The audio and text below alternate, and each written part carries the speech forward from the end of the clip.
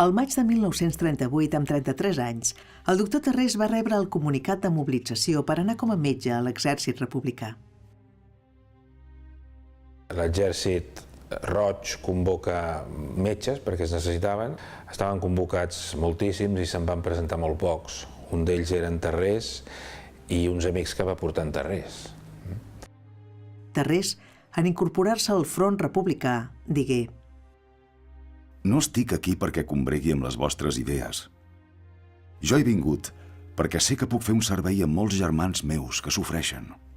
8 mesos passà als llocs de socors, prop dels fronts de guerra del Segre i de l'Ebre, lliurant-se amb amor a exercir la seva professió, ajudant els ferits, malgrat la penúria de mitjans de què disposava. Al front de guerra, en Tarrés disposava de molt pocs medicaments. Tenia sobretot la seva paraula, les seves mans, la seva pregària, també alguns bandatges i el que es deia el tractament dels 5 pams. Pel cap es tenia aspirina, pel coll o pel pit es tenia benzoat, per l'aparell locomotor es tenia sosa càustica, per manganat per l'aparell urològic i per l'altre pam, que seria el 5è pam, bicarbonat per l'estómac. No hi havia més medicaments. Va ser una desfeta terrible per part nostra. Només us diré que pel nostre lloc de socors van passar 525 ferits durant les 2 batalles. Fou un treball de bogeria. Creiem que és quelcom tristíssim veure la poca disposició dels dirigents i amb quina frescor porten la tropa a la mort.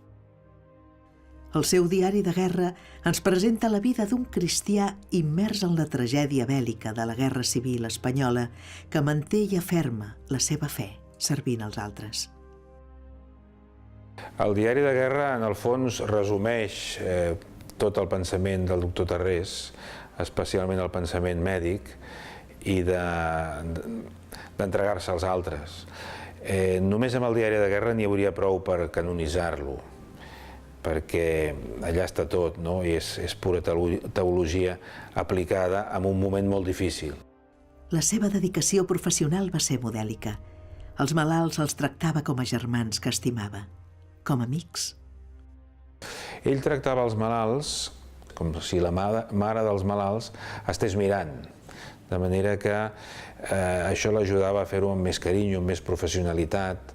A vegades guarir un ferit de guerra que està cridant no és una cosa molt agradable ni fàcil de fer, i ell ho feia amb tota la força del seu esperit que podia, gràcies a que tenia a la ment aquestes mares i a Déu mateix.